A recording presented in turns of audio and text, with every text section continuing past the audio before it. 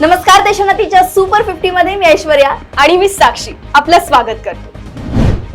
महाराष्ट्राचे उपमुख्यमंत्री एकनाथ शिंदे आणि अनेक व्हीआयपींवर आपल्या पॅरोडी सॉन्ग मधून स्टँड अप कॉमेडियन कुणाल कामरा यांनी टीका केल्यानंतर महाराष्ट्रात खळबळ उडाली आहे। काल रात्रीच अंधेरी MIDCतील हॉटेल युनिक कॉन्टिनेंटल हॉटेलात जाऊन शिवसैनिकांनी संपूर्ण शोचे सेट तोडून टाकलाय। या प्रकरणानंतर पालिकेने लागलीच अंधेरीच्या ज्या हॉटेलात हा शो शूट झाला तेथे जाऊन बुलडोझर चालवलाय।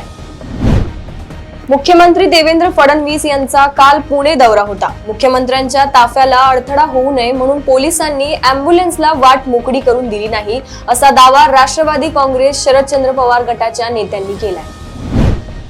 महाराष्ट्राला आणि देशाला शर्मेने मान खाली घालवणारी घटना थायलंडमध्ये घडल्याचं समोर आलंय। साताऱ्यातील 2 व्यक्तींनी थायलंडमध्ये एका बीचवर जर्मन तरुणीवर बलात्कार केला असल्याची धक्कादायक माहिती समोर आली आहे। पोलिसांनी या दोन्ही आरोपींना अटक केली आहे। बॉलिवूडचा मिस्टर परफेक्शनिस्ट आमिर खान याने संतोष देशमुख कुटुंबियांची भेट घेतली। पुण्यातील बालवाडी स्टेडियम येथे रविवारी दुपारी पाणी फाउंडेशनचा कार्यक्रम पार पडला। यावेळी आमिर खान आणि किरण राव यांनी संतोष देशमुख यांचा मुलगा विराज देशमुख आणि धनंजय देशमुख यांची भेट घेऊन त्यांचं सांत्वन केलं। पुण्यातील कल्याणी नगर येथील निवासी भागात असलेल्या एका लॉजमध्ये सुरू असलेल्या वेश्या व्यवसाय प्रकरणी लॉज चालक महिलेवर गुन्हा दाखल करण्यात आलाय। सोनिया गिडवानी असे त्या महिलेचं नाव आहे।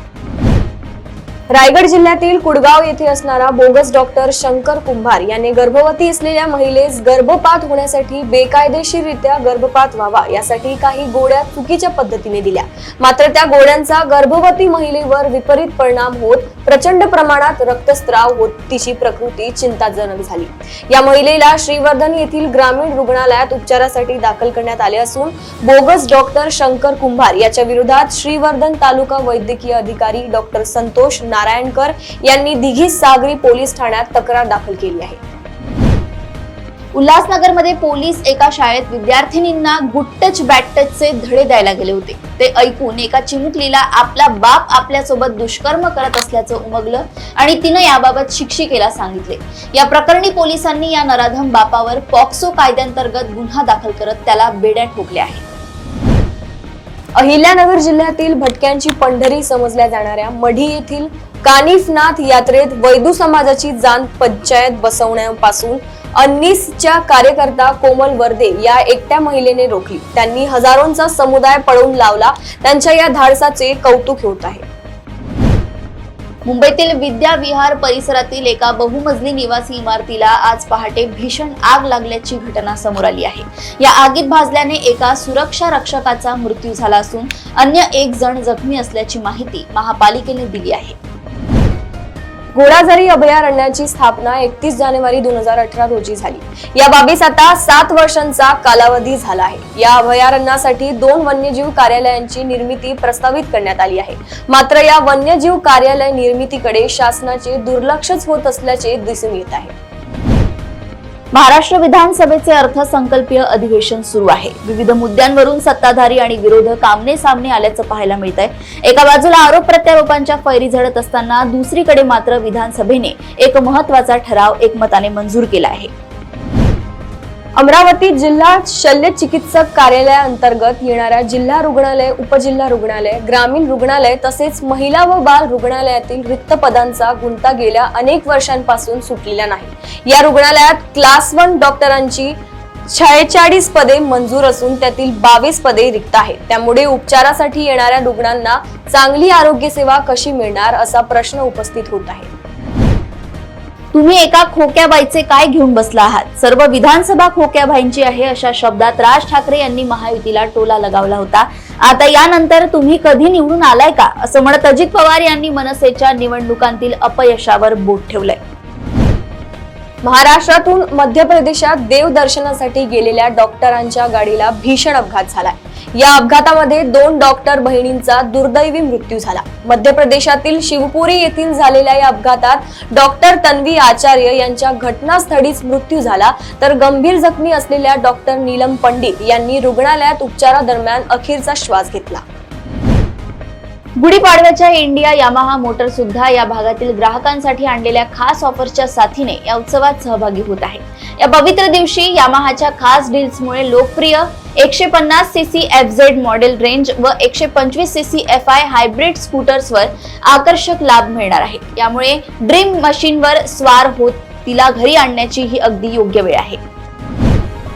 निवडणुका, अनियमित हवामान, उसावर अकाली आलेला फुलोरा आणि रोगाचा प्रादुर्भाव यामुळे देशातील साखर उत्पादनात 17% घट झाली आहे।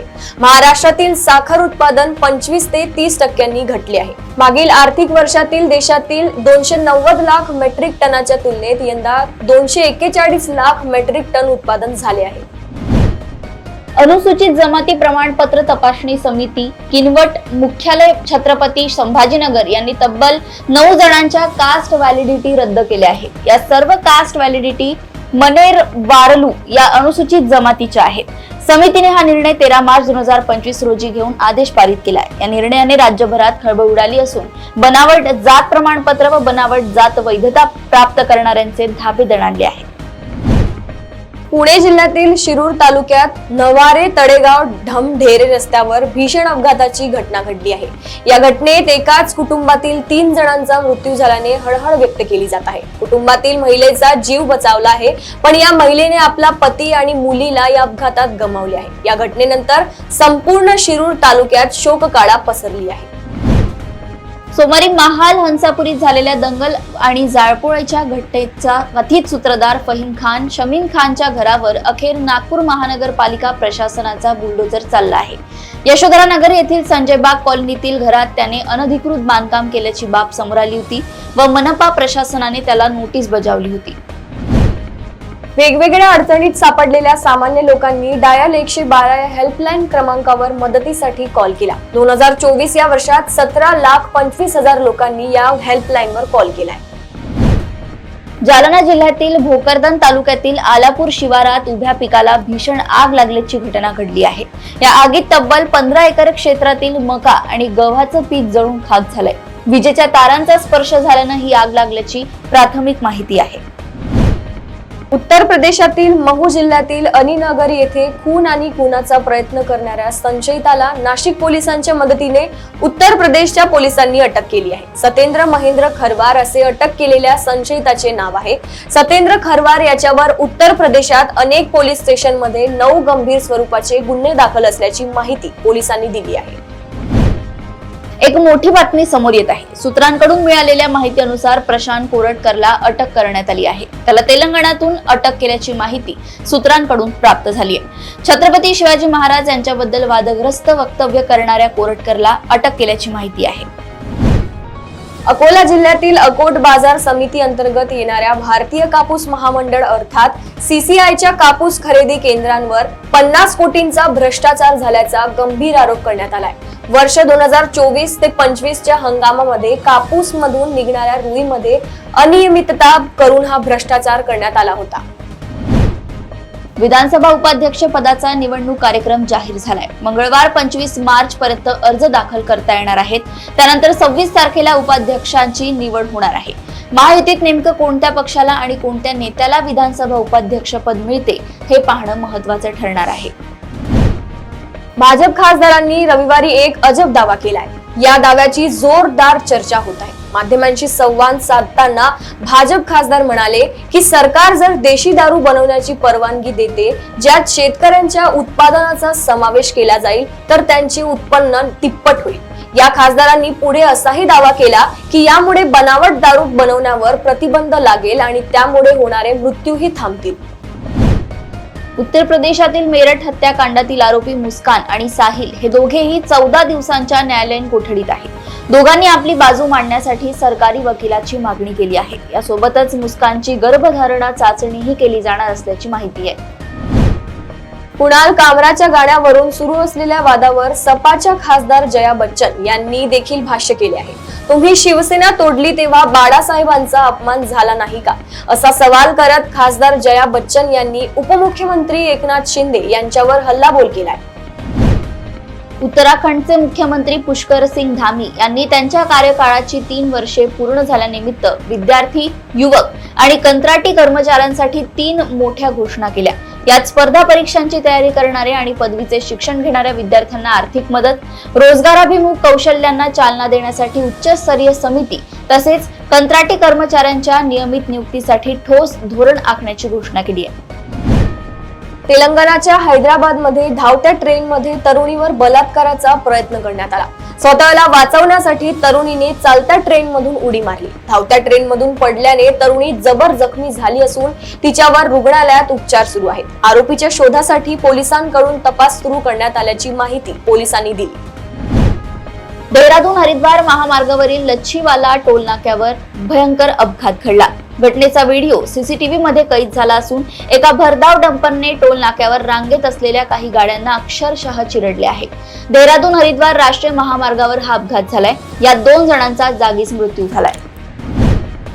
अब्जोची टेक कंपनी सुरू करणाऱ्या एका उद्योजकानं त्याच्या आयुष्यातील दुःख सोशल मीडियात शेअर केलं आहे. पत्नी आणि पोलिसांकडून त्याचा छळ सुरू असल्याचा आरोप त्याने केला. चेन्नई पोलिसांपासून ते पळ काढत आहे.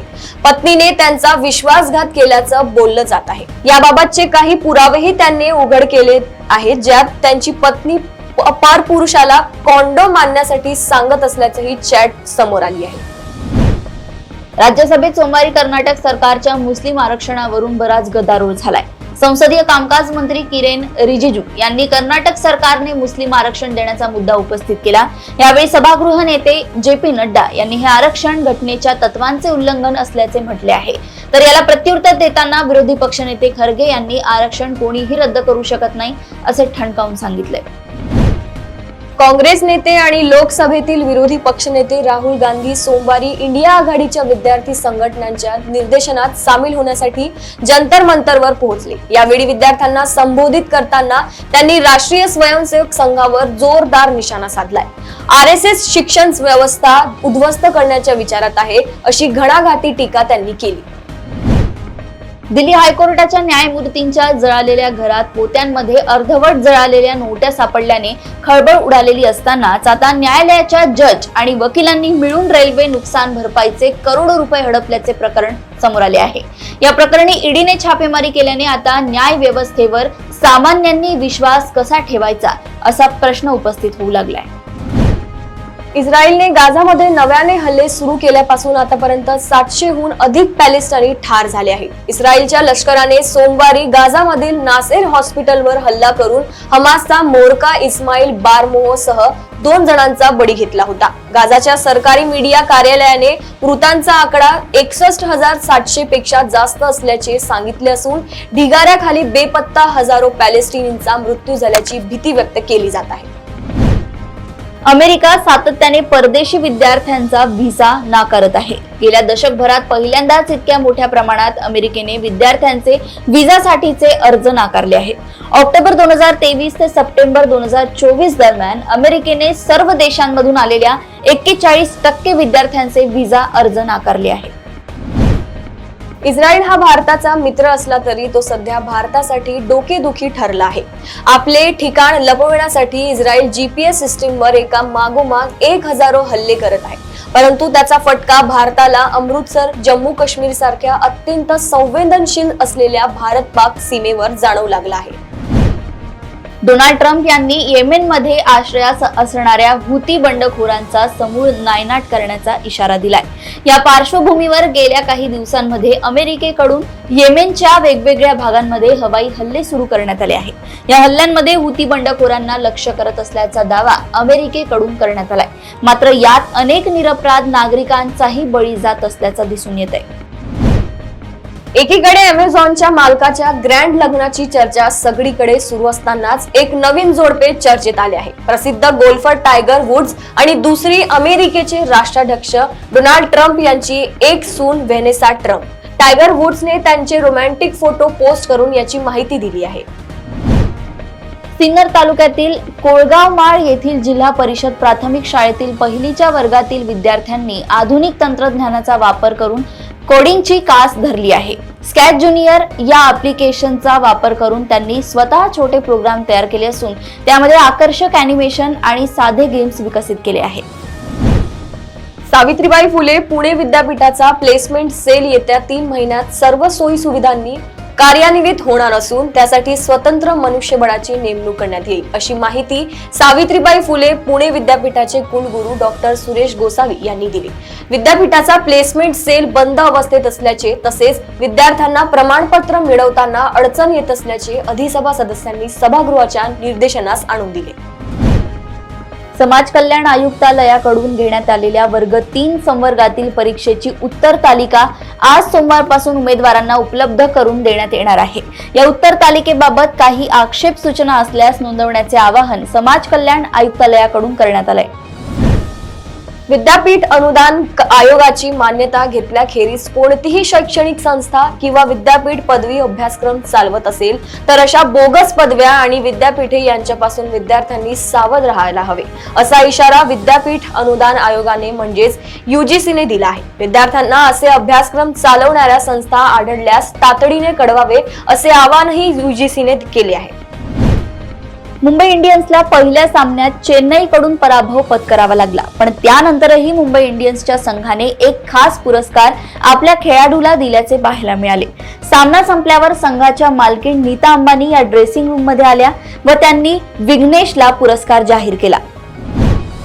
हार्दिक पंड्या आणि जसप्रीत बुमराह शिवाय खेळणाऱ्या मुंबई इंडियन्सचा चेन्नई सुपर किंग्स कडून 4 विकेट्सने पराभव झाला. आता मुंबई इंडियन्स त्यांच्या पुढच्या सामन्यात गुजरात टायटन्स विरुद्ध मैदानात उतरेल. या सामन्यात मुंबई इंडियन्सचा नियमित कर्णधार हार्दिक पंड्या दिसणार आहे, पण जसप्रीत बुमराहसह पुनरागमनाला वेळ लागू शकते.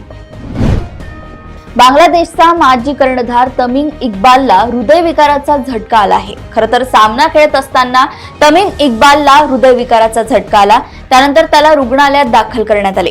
मीडिया रिपोर्ट्सनुसार तमीम इक्बाल ढाका प्रीमियर लीग मध्ये मोहम्मद स्पोर्टिंग क्लबकडून खेळत होता. अभिनेता इम्रान हाशमी पुन्हा एकदा मोठ्या पडद्यावर प्रेम शिकवण्यासाठी परत येतोय. या अभिनेत्याचा ऍक्शन क्राईम हिट चित्रपट आवारापन 2007 मध्ये बॉक्स ऑफिसवर प्रदर्शित झाला होता. आता त्याच्या 46व्या वाढदिवशी आवारापनच्या सिक्वेलची घोषणा करून त्यानं त्यांच्या चाहत्यांना एक उत्तम भेट दिली आहे. त्याच्या आगामी चित्रपटाचा अधिकृत टीजर रिलीज करण्यात आलाय. ऑस्ट्रेलियन क्रिकेटपटू डेव्हिड वॉर्नरनं श्रीलीला आणि अभिनेता नितीन यांच्या आगामी चित्रपट रॉबिन हुडच्या ट्रेलर लॉन्चला हजेरी लावली. ट्रेलर लॉन्च इव्हेंटमधून या क्रिकेटपटूचे अनेक व्हिडिओ समोर आले आहेत. यामध्ये तो साऊथ चित्रपटांमधील गाण्यांवर नाचताना दिसतोय. चित्रपटाच्या ट्रेलर लॉन्च कार्यक्रमात डेव्हिड वॉर्नरचं पुष्पहार घालून स्वागत करण्यात आलं. महाराष्ट्रातील शेतकऱ्यांचं भलं व्हायचं असेल तर शाश्वत शेतीचं ध्येय बाळगलं पाहिजे. गेल्या काही काळापासून पाणी फाउंडेशन यासाठी काम करतोय, परंतु याचा व्याप अद्यापही संपूर्ण राज्यभर झालेला नाही. आमिर खान म्हणाला की महाराष्ट्राचे मुख्यमंत्री देवेंद्र फडणवीस आमचं काम संपूर्ण राज्यात वाढवण्यासाठी सांगत आहेत. महाराष्ट्र हे खूप मोठं राज्य आहे. ते जर्मनी राष्ट्रापेक्षाही मोठं आहे. त्यामुळे ही एक मोठी जबाबदारी आहे. आता आम्हाला वाटतंय की ही जबाबदारी आम्ही उचलू शकू, असं त्यांनी म्हटलंय. तर या होत्या आजच्या महत्त्वपूर्ण बातम्या. अशाच सुपर 50 बातम्या जाणून घेण्यासाठी तुम्ही बघत राहा देशोन्नती. नमस्कार.